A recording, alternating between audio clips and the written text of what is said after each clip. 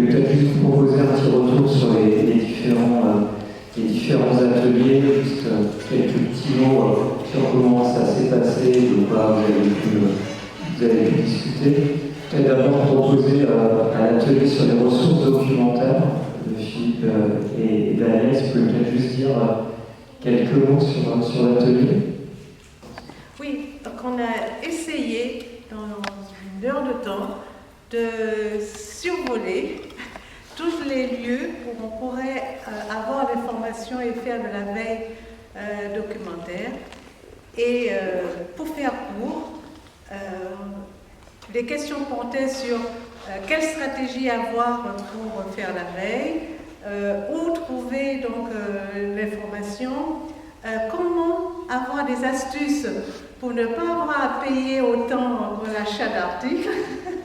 Et ça a été en fait un atelier d'échange entre comment font les personnes, les participants, ceux qui ont bien voulu participer à l'atelier, et comment fait en fait la PSE et les différentes ressources à la disposition. Donc, pour faire court, parce que le temps avance aussi pour nous là, les informations de cet atelier, tous les supports que j'ai pu présenter avec Philippe Adeline vont se retrouver sur le site de la PSE. Voilà, alors bonne lecture et puis bonne ressource documentaire. Peut-être passer la parole à Alice Cédric sur un atelier sur les associations professionnelles de sociologues. Du coup, on a effectivement parlé des deux associations qui nous intéressent aujourd'hui, à savoir l'Association française de sociologie qui regroupe à peu près 1700 membres sur le territoire national, donc qui s'organise en réseau de recherche, en groupe de travail sur des thématiques variées de la sociologie, dont une part effectivement travaille plusieurs groupes, peut-être une petite dizaine qui travaillent sur l'entreprise à peu près, donc ça va dans les groupes de travail, organisation, emploi, professionnalisation, métier, etc. Voilà, donc on a présenté, Cédric a présenté l'AFS. Pour ma part, j'ai présenté l'AISLF, donc l'Association internationale des sociologues de langue française, qui regroupe à peu près 2700 membres sur 60 pays, donc qui aussi a une vocation de défendre aussi la francophonie dans l'espace scientifique international. Et donc là aussi, qui s'organise en comité de recherche, en réseau de recherche, réseau de travail, qui a effectivement certains CR qui sont un peu plus dédiés à la question du travail, de l'organisation et de l'entreprise, notamment le CR22 qui s'appelle Entreprise et Société, donc qui est effectivement plus ciblé sur l'objet entreprise et qui est en même temps ouvert à d'autres disciplines que la sociologie, donc il y a aussi un regard à la fois international et aussi pluridisciplinaire. Et ensuite, on avait fait bien avant un petit tour de table avec les participants, où chacun aussi a pu se présenter et puis parler de son intérêt aussi à ces échanges qui pourraient effectivement se concrétiser et comment se concrétiser dans ces associations, dans des espaces peut-être à créer. Alors il y a eu des pistes un petit peu qui ont été proposées, sachant que déjà les associations ont des membres qui sont des milieux, des praticiens en fait, des sciences humaines, des sciences sociales. Donc que ce soit l'AFS ou la ISLF, il y a une part aussi de praticiens dans ces associations. Donc ça c'est aussi dans les statuts des associations. On vous incite aussi à regarder les sites internet de l'AFS et de la ISLF qui sont très bien faits, très complets, vous aurez beaucoup d'informations. Et donc on a posé, après cette présentation, on a posé les deux questions qui étaient effectivement posées pour la présentation de... Je n'ai pas mis les lettres du coup, c'est assez sur l'instant. Donc les deux questions qui étaient posées, à savoir quelles sont les contributions possibles des praticiens à certains travaux de ces associations et quels espaces de dialogue et de complémentarité entre praticiens et universitaires peuvent se profiler. Alors, je ne redirai pas tout forcément, mais il y avait quand même une question sur comment finalement intervenir dans ces espaces qui, a priori, mettent en avant la rigueur académique et du coup comment trouver des formules finalement qui permettent à chacun de pouvoir intervenir, alors peut-être avec d'autres apports, justement un autre regard de la part des participants, donc sachant que les groupes et les réseaux peuvent tout à fait accueillir des professionnels, et certains le font évidemment depuis longtemps. Et aussi, il y avait éventuellement l'idée donc, de créer ces espaces. Il y avait aussi l'idée qui était venue de faire des binômes, effectivement, pour ces présentations, un binôme praticien avec un chercheur, donc avec toute la question de comment créer ces binômes, finalement. Est-ce que ça se fait en amont? Est-ce que ça se fait par interconnaissance? Est-ce que c'est quelque chose d'un peu plus structuré? Donc il y a eu pas mal de pistes en fait, enfin de pistes oui, et de réflexions qui ont été formulées et qui, je pense, nous font aussi réfléchir du côté des associations, hein, comment créer ces espaces, comment avoir cette ouverture finalement, et puis comment rendre visible aussi ces associations. On continue à tisser aussi ensemble, c'est certainement beaucoup de choses à prolonger, en partie des choses qu'on regardera par la suite. Je ne sais pas si du coup l'atelier sur les doctorants, échange sur l'intérêt de faire une thèse en sociologie d'entreprise, c'est-à-dire plutôt en cycle, mais pas uniquement, avec les pratiques autour de l'accès à la situation de financement et de comment ça se passe. Vraiment des échanges sur le faire des salons vers la perspective de carrière avec entrer en entreprise et en sociologie d'entreprise, c'est pas uniquement en enseignant-chercheur, et néanmoins des discussions sur le fait que quand bien même on voudrait faire une thèse en cycle pour être chercheur, enfin sociologue d'entreprise par la suite, dans les conseils ou d'autres choses, eh bien ça doit être fait en prenant en compte la réalité du monde académique et de comment il fonctionne, que ce soit sur notamment les encadrants, les laboratoires, les dynamiques de laboratoire, les disciplines et ce genre de choses. Il y avait, donc je parlais juste rapidement de l'atelier dans lequel j'étais aussi, donc qui était sur se former sur mesure et se perfectionner avec la sociologie d'entreprise avec la PSE. Du coup, là, un atelier qui a été aussi très intéressant sur des réflexions sur ce que pourrait faire de plus la PSE aujourd'hui, autour notamment de son centre de ressources, voilà, les différentes pistes qui ont émergé de besoins aussi sur les formations à la carte, ou quelque chose qui permettrait à une multitude d'acteurs dans les parties prenantes à venir se former à la carte finalement à la question de la sociologie de l'entreprise, des discussions sur comment donner plus de visibilité, avec un intérêt très fort sur ce qu'on a fait sur ces 3 journées, comment le démultiplier, rendre plus visible aussi les cas d'intervention. Donc voilà, c'est des choses qu'il faut qu'on réfléchisse, surtout que c'est cette présentation de cas d'intervention, elle permet à la fois de faire de l'échange de pratiques entre des personnes qui peuvent avoir ces formes d'intervention de pratique, mais ça permet de donner à voir aussi à d'autres que ça existe et qu'il y a aussi ces modalités-là qui peuvent exister. Du coup, on a aussi évoqué le fait que ça pourrait être intéressant dans une prochaine édition ou dans d'autres événements de la PSE, c'est de demander à des commanditaires de venir justement en parler. Pourquoi à un moment donné on décide de faire appel à des sociologues, des gens qui sont formés à la sociologie, et qu'est-ce qui fait qu'ils vont plutôt faire appel à ces compétences-là plutôt qu'à d'autres compétences de conseil ou d'accompagnement. Ça, je trouve ça intéressant aussi. Et puis peut-être des réflexions autour des groupes d'échange de pratiques, de co-développement aussi, qui pourraient être travaillés, de développement sociologique, on a appelé ça comme ça, peut-être à regarder aussi par la PSE concernant ça. J'en profite juste pour quelque chose dont j'ai parlé justement dans l'atelier, on vous avez peut-être parlé aussi sur les ressources documentaires, c'est qu'à la PSE, on a aussi un espace. On a l'espace LinkedIn qui est l'espace ouvert à très grande échelle, etc. On a un espace beaucoup plus confidentiel qui s'appelle le labo, en fait, à PSE, qui est réservé aux adhérentes et aux adhérents. Voilà. C'est un espace fermé dans lequel on peut échanger un peu sous format de forum, en fait. Ça peut être un endroit intéressant pour justement ouvrir des sujets, commencer à défricher un certain nombre de sujets. Tout à l'heure, j'en pensais aussi à avoir accès à la documentation à laquelle on n'a pas forcément accès quand on n'est pas dans le monde de la recherche, le monde académique, C'est un espace dans lequel vous dire, ah, tiens, j'ai lu un article dans telle ou telle revue qui m'intéresse, moi j'ai pas accès, est-ce que quelqu'un pourrait m'aider à avoir accès à ça? Ça, c'est tout à fait possible aussi dans cet espace-là. Puis c'est un outil qu'on utilise de manière interne à l'association, avec un outil très efficace, une auto-organisation. Ça permet de dire, voilà, on va faire un événement sur tel sujet qui est intéressé, ça permet de voir ce qui se passe dans l'association. Donc si ça vous intéresse, n'hésitez pas à revenir vers nous, à écrire à l'adresse contact de la PSE. Vous serez les bienvenus pour rejoindre ce labo.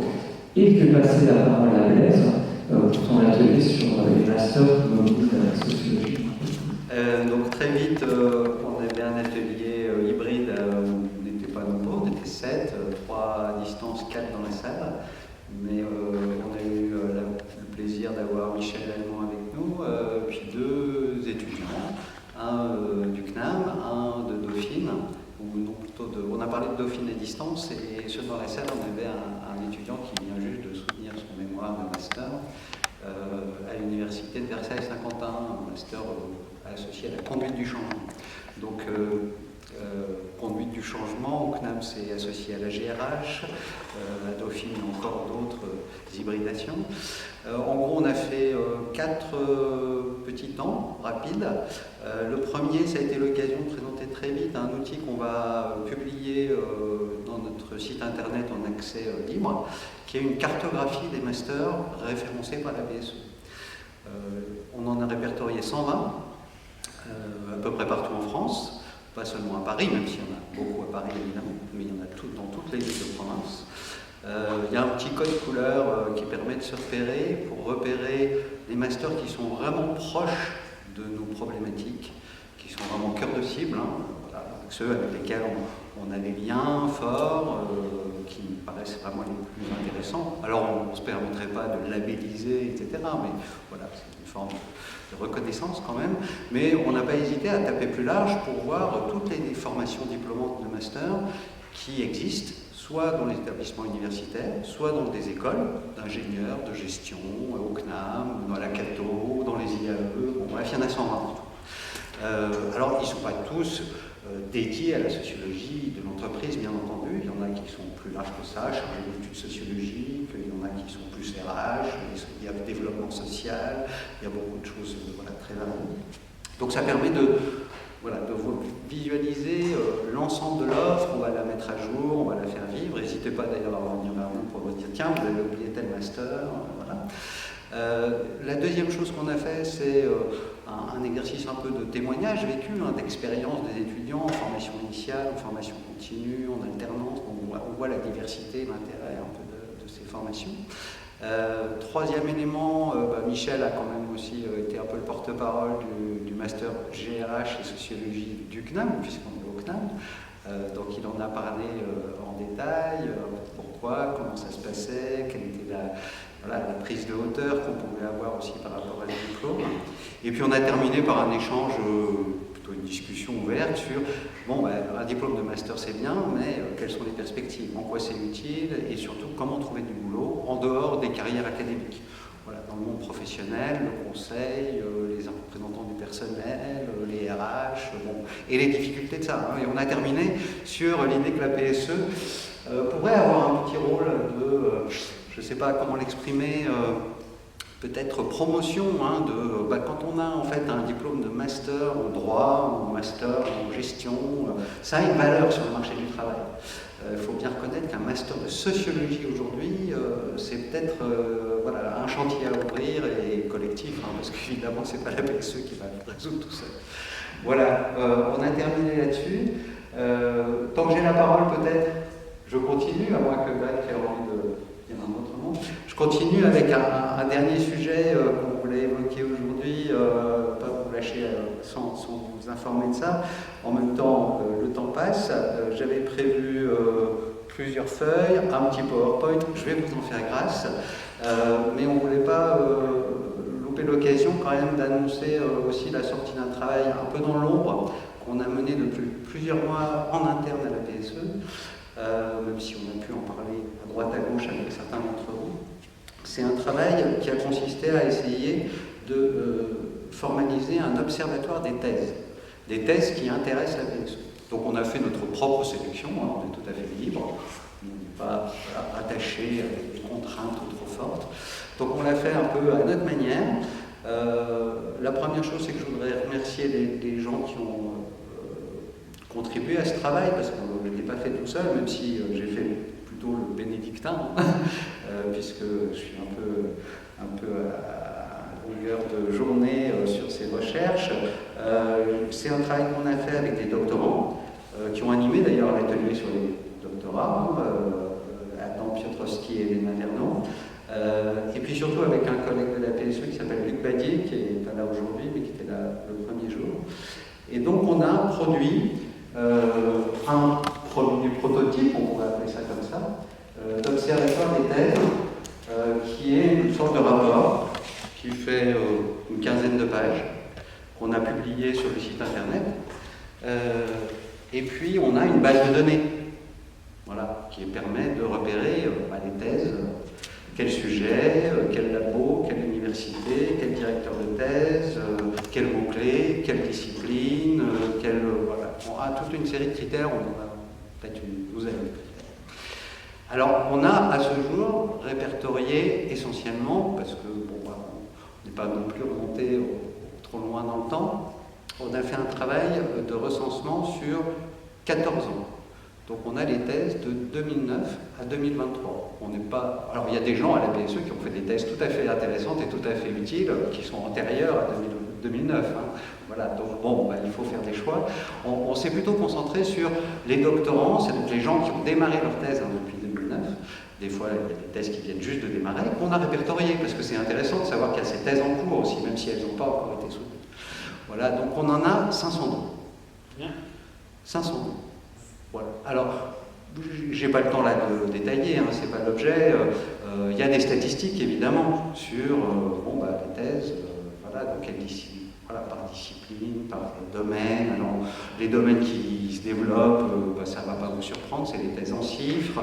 Ce qui se développe, c'est les thèses plutôt sur les thèmes numériques, organisation du travail, des thèmes comme ça, des thèmes sur le management aussi, beaucoup avec ces mots-clés. Voilà, il y a des tendances en fait qualitatives qu'on est en mesure du coup d'essayer de détecter, voilà, voir un peu qu'est-ce qui se fait de nouveau. On a aussi les secteurs d'activité et les fonctions exercées par ces personnes qui ont fait une thèse ou qui sont en cours de thèse.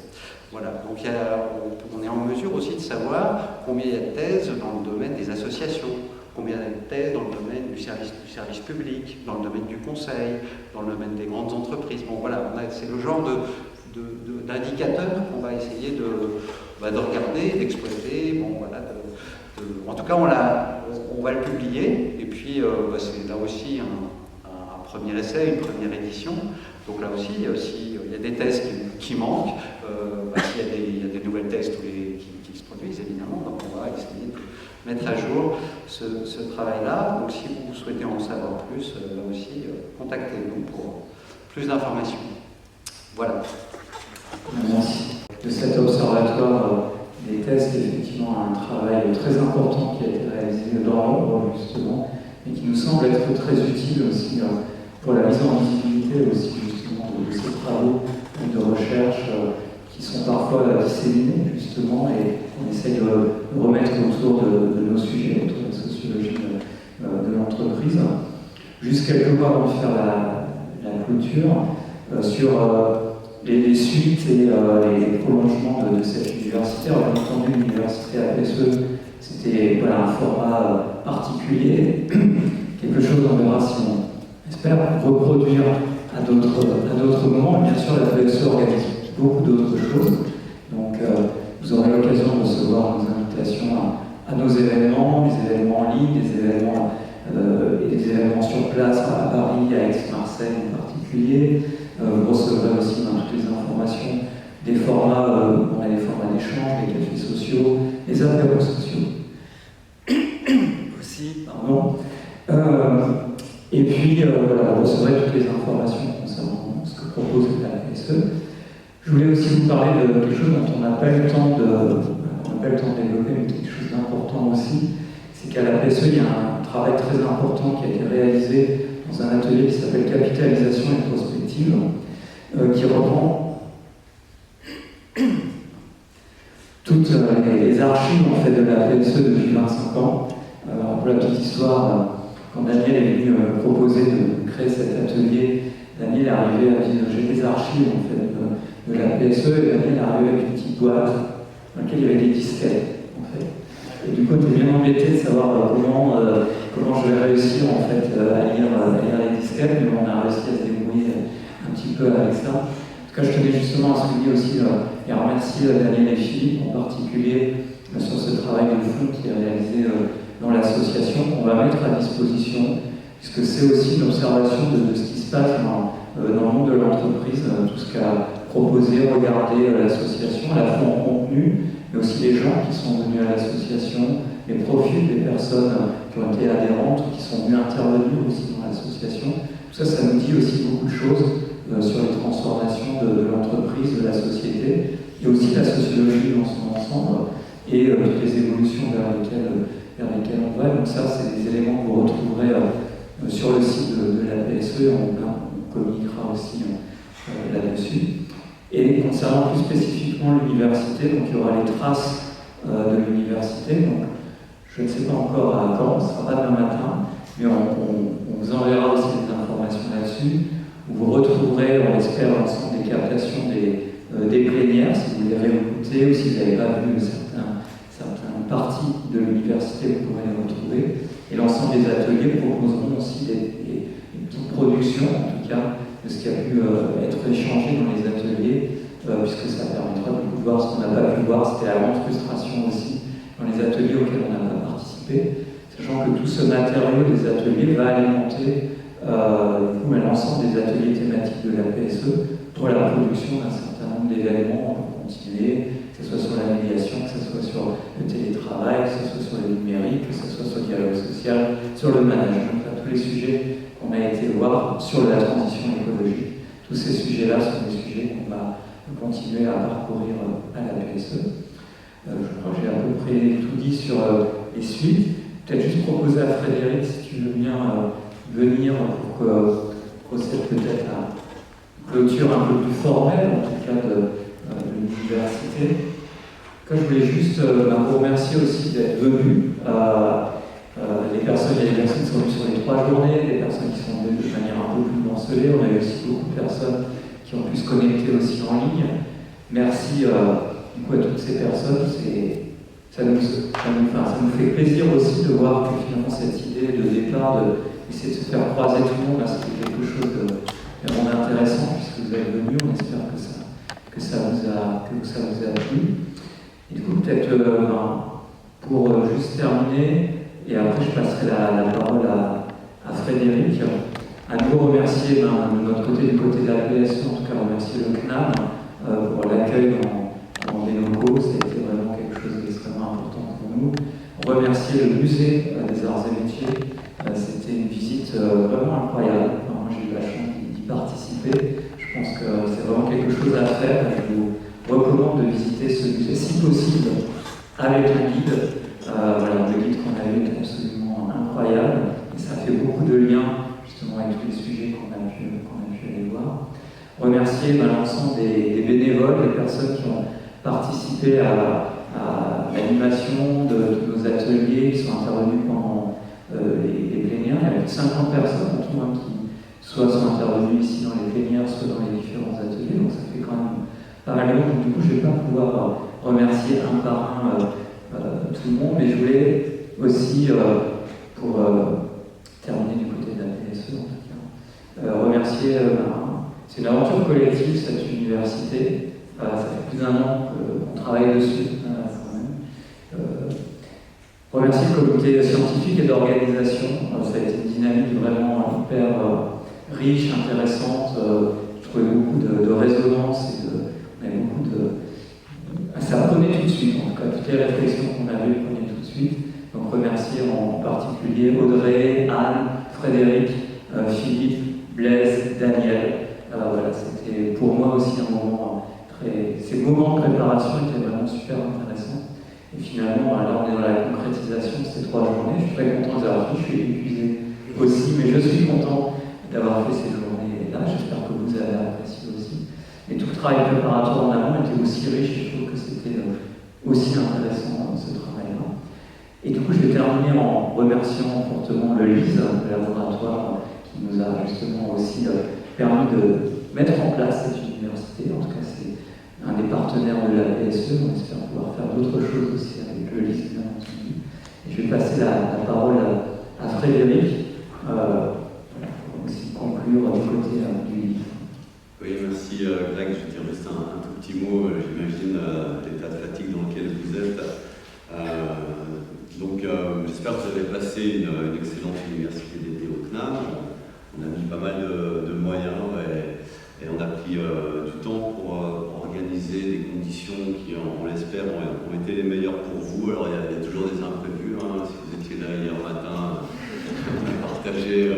vous avez partagé des moments avec les ouvriers du chantier d'à côté. Bon, il y a toujours des petites surprises, mais globalement, on espère que le cadre et l'organisation vous aura permis d'avoir des échanges intéressants et puis aussi de nouer des relations, puisque c'est aussi ça les universités d'été. Il y a 3 jours, à l'ouverture, j'avais aussi rappelé à quel point finalement tout le travail que tu évoques d'organisation en amont avait été marqué par l'ambition en fait des collègues de la PSE qui voyaient très grand pour cette première université d'été, avec énormément d'activités diverses et variées, de nature différente, avec à la fois une forme d'exigence en termes de qualité et de niveau de discussion sur les thématiques, mais aussi des moments qui sont pensés du point de vue de la convivialité, et aussi du point de vue de la découverte, de la diffusion de la culture scientifique. Je pense à la diffusion du documentaire Scope, de la visite du musée. Enfin voilà, il y avait plein d'activités qui s'articulaient aussi avec des moments de réflexion beaucoup plus approfondis sur l'intervention sociologique, le sens de ce que la sociologie de l'organisation des entreprises peut avoir aujourd'hui. Alors, j'avais été un peu, j'avais fait un petit trait d'humour en disant qu'ils étaient tellement ambitieux qu'il a fallu les arrêter au moment où ils ont évoqué la possibilité d'inviter les Rolling Stones pour faire un concert au CNAM. On s'est dit là, ça va trop loin, nous on n'y va pas. Et puis après, j'ai dit bon, c'était humoristique, mais finalement, on n'en avait pas besoin, les Rolling Stones. On avait Denis Segrestin, on avait des intervenants de qualité, on avait juste un ensemble de collègues, je ne vais pas les citer, j'avais prévu de les citer, j'avais repris toutes les personnes qui étaient intervenues dans les plénières, mais il n'y avait pas que, bien sûr, il y a toutes les personnes qui ont animé les ateliers. Enfin, voilà, on a toutes et tous participé d'une manière ou d'une autre au succès de ces 3 jours. Et donc finalement, tant pis pour les Rolling Stones, tant pis pour eux. Et puis je me suis aussi dit que de toutes les manières, on avait certainement bien plus de choses à dire sur la sociologie des organisations et du travail que Mick Jagger. Donc aucun regret de ne pas les avoir eus avec nous pour cette première université d'été. Alors, tant pis pour eux aussi, puisque ils ont raté la richesse des échanges et l'ambiance aussi générale de cette université d'été.